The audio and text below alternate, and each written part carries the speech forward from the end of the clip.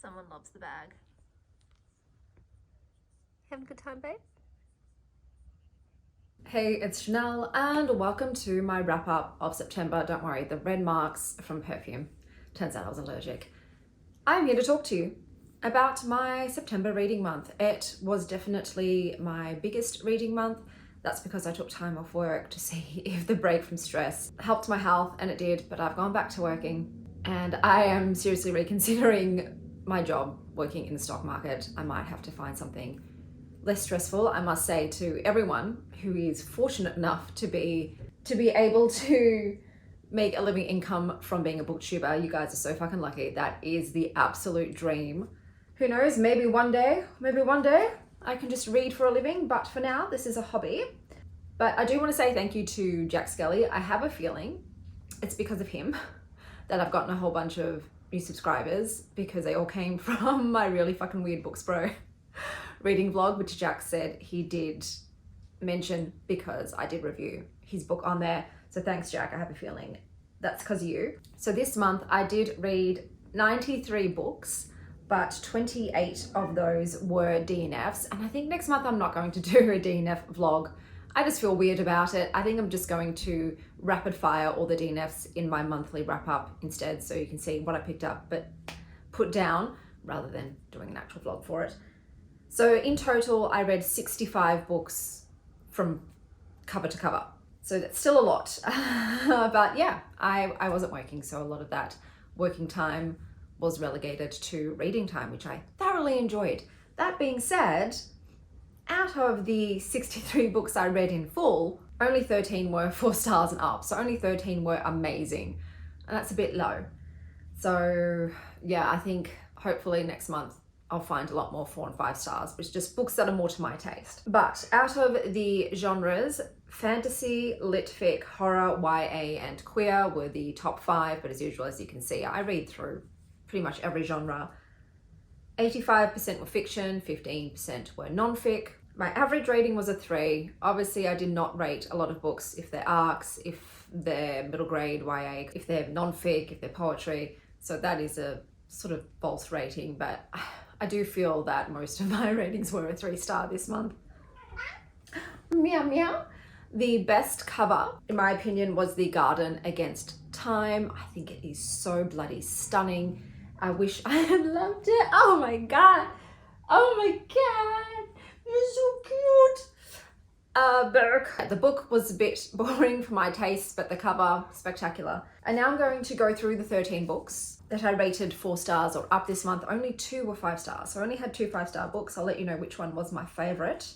I've just realized I've thrown away the piece of paper that had all my favorite books on it. So, hey, sissies. Be nice. Hopefully I remember all of them. I apologize if I don't. If I leave any out, I'll just write it on screen.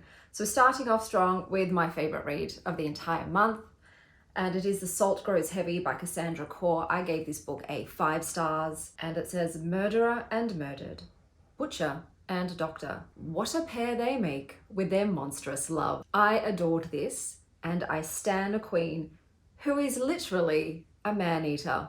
And a quote that I included from this book is, I will love them to the death of my days. So that was a phenomenal read. It's a short book, it's a horror, it's a romance, and my favorite read of the month of September. I struggled to remember the name of the month just then. The next book we have is Glaciers by Alexis M. Smith. I gave this a 4.5 stars.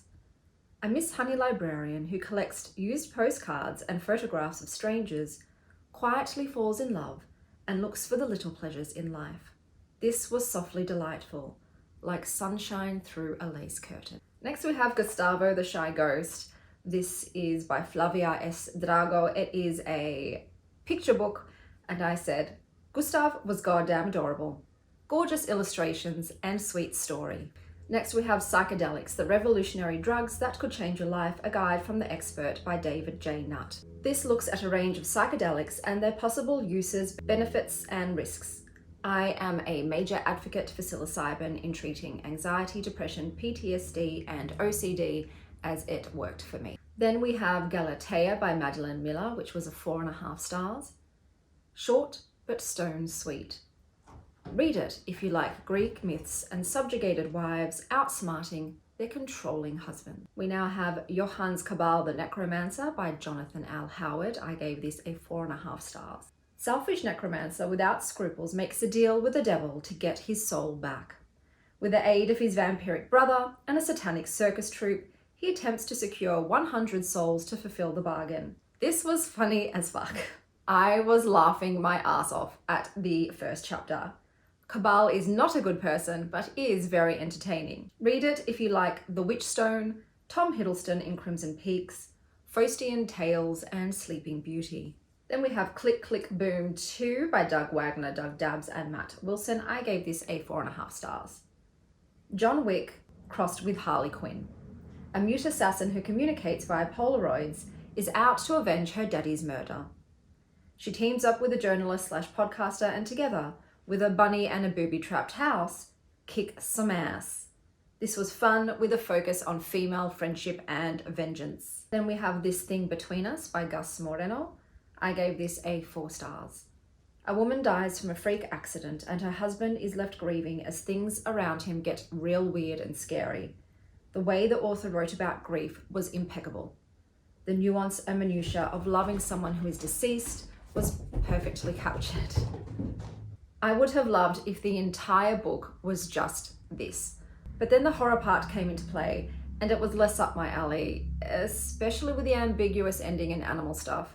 And I've started sometimes doing a random sentence. I'll just flick to a page and grab a random sentence and pop it in here.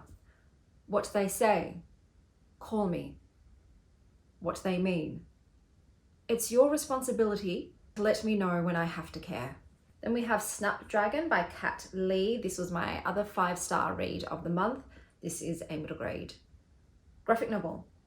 A precocious kiddo finds friends, purpose, and magic. This was bloomin' delightful. The story was heartwarming and the illustrations were lovely. A bunch of little queer cuties finding each other. Read if you like taxidermy, fox familiars, supportive communities, violets, and finding your power. Then I have Rising Dawn, Guardians of the Maiden by Beck Michaels, the 4th in the series, 4.5 stars. I have to deduct a 1/2 star for that god-awful love triangle no one asked for. But I did love the book. I did love it. Then we have The Harrowing by Kristen Kiesling and Rye Hickman. I gave this a 4 stars, and I said, this is a darker paranormal Minority Report. Meow, meow, meow, meow. Meow, meow. Hello. I love you. Just in time, Blue, we now have Cat and Gamer, which is by Wataru Nadatani and Zach Davison. I gave this a 4 stars. A homebody gamer lady adopts a stray kitten and speedruns becoming a conscientious pet owner. Totally adorbs. Hey. Hopefully those were all the books. If I have forgotten any, like I said, I would have put them up at the beginning and the rating next to them. I would be more organized next time. It's just been a doozy of a week. I'll talk about it a bit in my October vlog. But those were all the books I read. Hello to all the new people watching. It's nice to have you here. And I will see you with a whole bunch of new books to tell you about.